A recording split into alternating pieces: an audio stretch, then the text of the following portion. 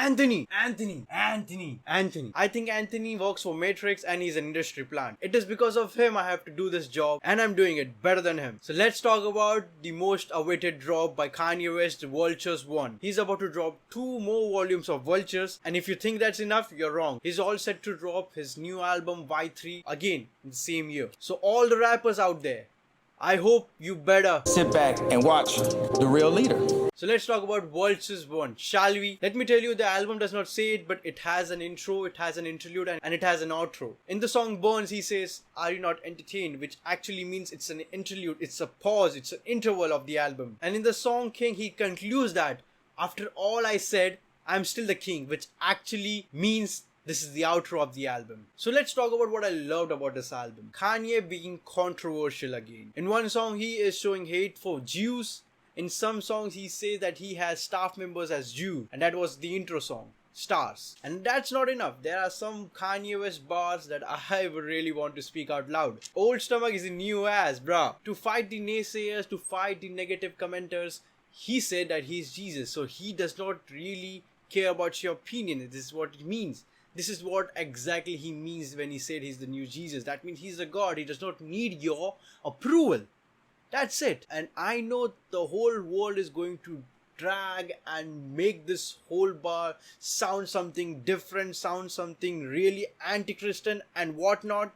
But it is not at all like that. One good debatable bar was, "I don't care who fucked you, you're still a virgin to me." But I think this bar is going to be misused a lot by the OnlyFans girls. And speaking of OnlyFans, does this bar really relate to them as well? Kanye, I'm speaking to you. So Kanye asked Freddie to give a performance of his life, and he did accordingly. His feature in this album was the best feature in this whole album. Nobody can actually mess with his guy's feature, work, contribution to this album.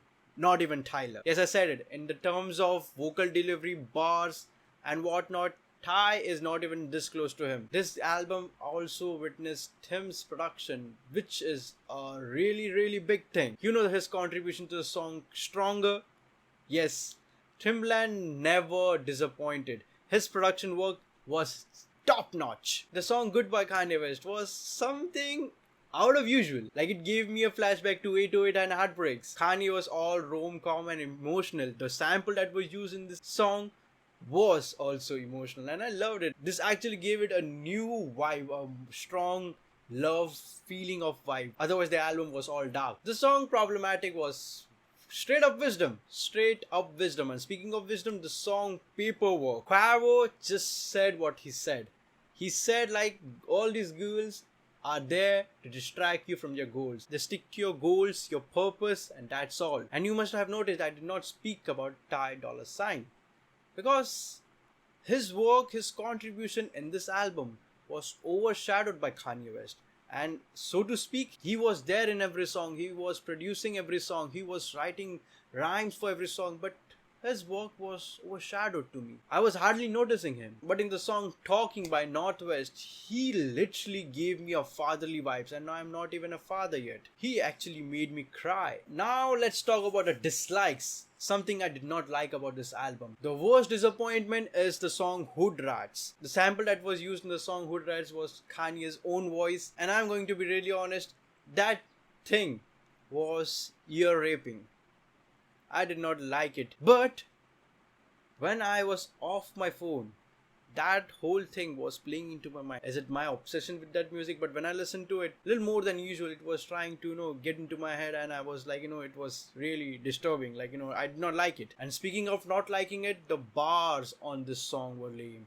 The punching in of the bars were off timing. It was very unsatisfactory. I believe Kanye West did not know how to flow in this song. However, the sample alone, only the sample feels magnificent. I love the sample, and especially the outro of the song. That's why I rated this song good. In the song Do It, Ty, the $Ty, I told you this guy was overshadowed by Kanye West, and he overshadowed himself because in the song, the chorus and the verse, they actually sound the same. I mean, bro, you are a producer. Isn't your job to bring different flows in a song? You are sounding the same in the chorus and in the verse. As a producer, you must not be lacking in variety, bro. And one of the major disappointment about this album was JPEG Mafia. This guy is known for experimental rap and he is good with that. What I mean to say is if you experiment on 10 songs, 1 or 2 of the songs will be the greatest of all time. But that does not make you a good producer. You suck ass. And that's what you did with Fuck Some. In the song, Playboi Carti's voice, his mixing was so overproduced that even a deaf guy would know that this whole thing is trash. Carti actually sounds the same in every song, man. Like, what the fuck is that? First of all, he mumbles, he heavily relies on autotune, and after relying on autotune, he does not have flow. That's the only job you have to do, man. But on the contrary, he literally outperformed himself. He literally outperformed all of the songs that he dropped this year.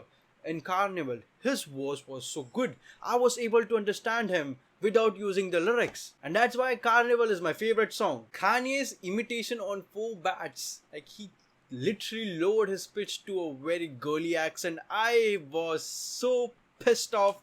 I wanted to puke in that one. It was so distasteful. I really hated that experimental thing. And yes, that credit goes to JPEG Mafia as well. He did that. Whatever you dislike about this album and mixing, that's JPEG Mafia. And the last thing is Beg Forgiveness. The Chris Brown song. It's stupid, it's repetitive, it's boring. Nobody's going to listen to that and nobody is listening to that. Let me tell you who is going to listen to it. The TikTokers, the reel makers, they're going to use that audio heavily like they did with Praise Lord. Motherfuckers were dropping thirst traps on Kanye West's dead mother's voice.